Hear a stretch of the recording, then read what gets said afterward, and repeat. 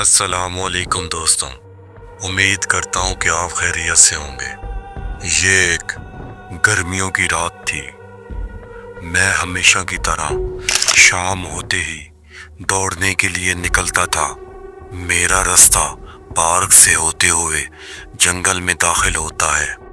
मुझे रोज़ तकरीबन 2 मील का फासला तय करना पड़ता था। जंगल में जाते ही मुझे 2 रास्ते मिलते थे, जिनमें से एक रास्ता पक्का था और दूसरा कच्चा। मैं हमेशा जाने के लिए कच्चा रास्ता इस्तेमाल करता हूँ और वापस आने के लिए पक्का रास्ता लेता हूँ। ये दोनों रास्ते काफ़ी सुनसान थे और ज़्यादा लोग इन रास्तों के बारे में नहीं जानते थे। कभी कभार यहाँ पर कोई अपने कुत्ते को घुमाने ले आता, लेकिन ज़्यादातर मैं यहाँ पर अकेला ही होता था। इस रात भी मैं अकेला दौड़ रहा था जब मेरे फ़ोन पर एक नोटिफिकेशन आया। ये कोई आम मैसेज नहीं था, बल्कि मेरे करीब से मुझे कोई चीज़ भेजी थी। मैंने जाहिर किया कि जैसे मैंने कुछ नहीं सुना और भागता रहा। फिर बहाने से म्यूज़िक बदलने के लिए फ़ोन जेब से निकालता और नोटिफिकेशन खोला। मेरा दिल दहल गया। ये मेरी ही तस्वीर थी जो किसी ने चंद सेकंड पहले खींची थी। तस्वीर देखकर साफ लग रहा था जैसे कोई मेरे करीब झाड़ियों में छुपकर देख रहा था। मैंने अपना फ़ोन फौरन वापस जेब में डाल लिया और पूरी ताकत से दौड़ना शुरू कर दिया। मुझे लंबा रास्ता लेकर जंगल से निकलना पड़ा। मैंने अपने पीछे तेज कदमों की आवाज़ सुनी और पत्तों की आवाज़ें भी आ रही थी, मगर मैंने पीछे देखने की हिम्मत नहीं की। आखिरकार मैं अपने मोहल्ले के करीब पहुंचा और गली के रास्ते भागते हुए अपने घर पहुंचा।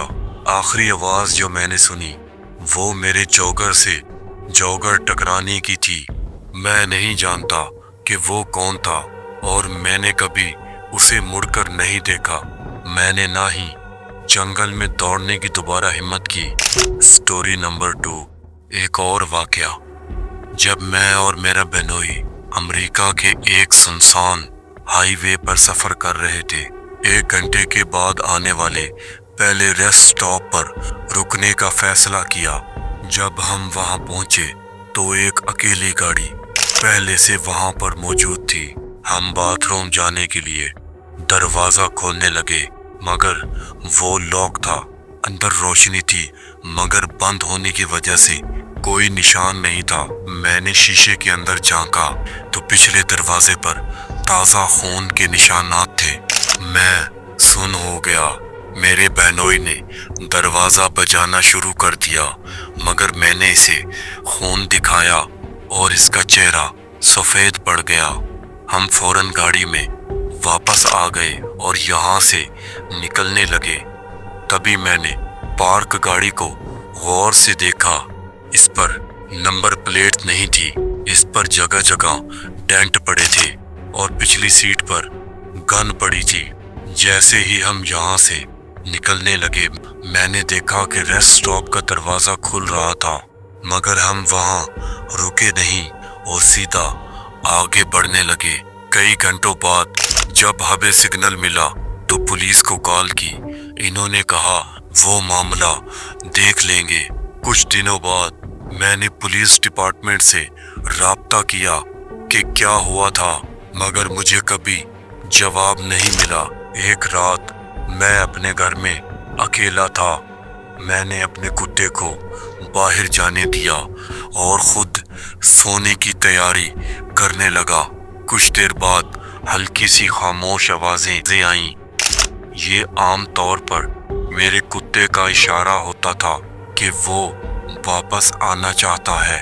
मैं दरवाजे के पास गया और हमेशा की तरह पहले मैंने दरवाजे के पेप होल से झांका। मेरा दिल दहल गया। बाहर एक अजनबी आदमी खड़ा था। इसका सर झुका हुआ था और वो बहुत गौर से दरवाजे के हैंडल को देख रहा था। अचानक खराशों की आवाज दोबारा आई, मगर ये आदमी अपने हाथ से दरवाजे को नोच रहा था, जैसे मेरे कुत्ते की नकल कर रहा हो ताकि मैं दरवाजा खोल दूं। मैं खौफजदा हो गया था। मैं पुलिस को बुलाना चाहता था, मगर वो मेरी बात का यकीन नहीं करेंगे। मैंने फौरन इसकी तस्वीर लेने की कोशिश की, मगर पैप होल की वजह से कुछ वाज़े नजर नहीं आ रहा था। तभी इसने अचानक अपनी कमीज उठाई और एक चमकता हुआ चाकू निकाला और दरवाजे का लॉक खोलने की कोशिश करने लगा। तकरीबन 1 से 1.5 मिनट तक ये सब चल रहा था, जब अचानक मेरा कुत्ता भौंकने लगा। शायद वो इस आदमी को देख नहीं सका, मगर इसकी भारी आवाज ने इसे डरा दिया और वो भाग गया। मैंने फौरन दरवाजा खोला और अपने कुत्ते को अंदर ले आया। इस वाक़े के बाद मैंने अपना घर बदल दिया और पुलिस में रिपोर्ट भी दर्ज करवाई, मगर कोई सुराग न मिला। दोस्तों, अगर आपको स्टोरी पसंद आए तो स्टोरी को लाइक करें और चैनल को सब्सक्राइब करें ताकि हमारी आने वाली नोटिफिकेशन आपको मिलती रहे।